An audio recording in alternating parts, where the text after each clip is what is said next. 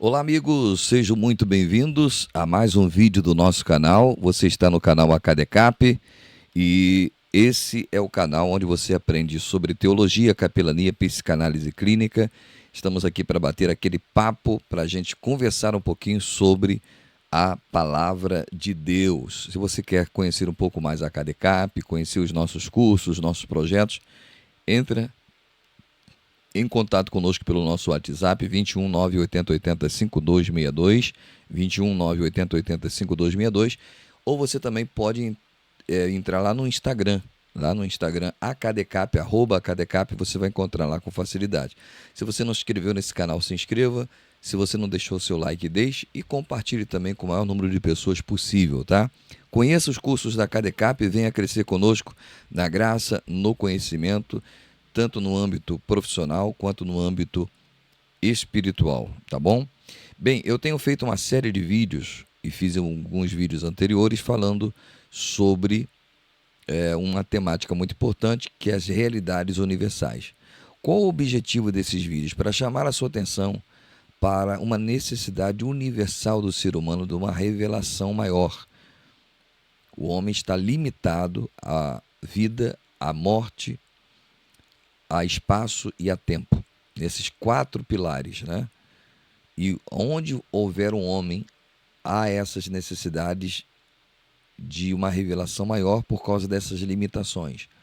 O homem é um ser inteligente, é um ser criativo, mas contudo, ele não consegue compreender coisas porque não foram lhe reveladas. Existem coisas ocultas que só poderão ser reconhecidas pela revelação. E aí entra o campo espiritual, o campo da espiritualidade e o campo da religiosidade. Porque existem 4 saberes, né? O empírico, o científico, o filosófico e o religioso. O homem só pode compreender esses 4 campos, ok? Você pode até ignorar a religião, mas você há de convir comigo de que existe uma vida após a morte. Pode até ser que você não tenha tido a experiência de vida após a morte, mas não se pode ignorar os inúmeros relatos de outras pessoas que tiveram essa experiência de pós-morte ou de quase morte. Então, só vamos conhecer plenamente quando nos for revelado, quando nós tivermos essa experiência. Então, por falta desta capacidade filosófica, mental, espiritual de compreender essas coisas, nós precisamos de uma revelação. E aí é que entra a questão da religiosidade. E dentro da religiosidade, que é a teologia, nós vemos que Deus se manifesta de 3 maneiras, ou seja, se revela de 3 formas. A primeira revelação é a revelação chamada de revelação natural, né? Ou revelação pela natureza. Segundo tipo de revelação é a revelação da forma escrita. Foi a lei que Deus deu a Moisés, quando Moisés sobe ao monte e desce com as tábuas da lei de Deus. E a palavra escrita. E Jesus Cristo, a palavra viva. Jesus é a plenitude da revelação de Deus, da sua pessoa, do seu próprio pessoa e do seu amor, da sua graça para com a humanidade, criaturas que ele criou com tanto amor, mas que o pecado os distanciou da vontade de Deus. Então esta revelação se faz necessária. Aí que entra o campo teológico, porque nem tudo, a ontologia, que é o estudo do ser, ele vai conseguir compreender e vai conseguir dar todas as respostas.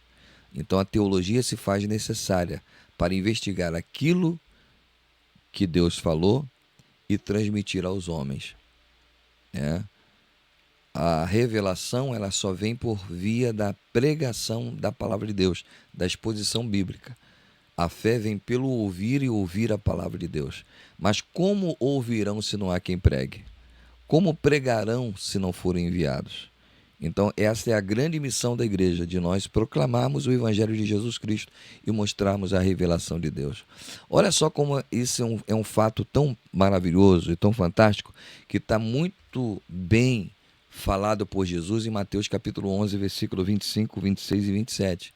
A Bíblia diz assim, porque aquele tempo exclamou Jesus, graça te dou, ó Pai, Senhor do céu e da terra, porque ocultaste estas coisas aos sábios e instruídos e a revelastes aos pequeninos. Sim, ó Pai, porque assim foi do teu agrado. Tudo me foi entregue por meu Pai. Ninguém conhece o Filho senão o Pai, e ninguém conhece o Pai senão o Filho e aquele a quem o Filho quiser revelar. A primeira coisa que esses versículos aqui nos mostram é que Deus é soberano. Deus tem a capacidade de ocultar e de revelar. Ele pode ocultar algumas coisas, como ele ocultou de nós e não nos revelou tudo. Tem muita coisa para nós sabermos quando nós estivermos com o Senhor. Nem tudo que está na Bíblia podemos dizer que é tudo que tem para ser revelado. A Bíblia revelou Jesus Cristo.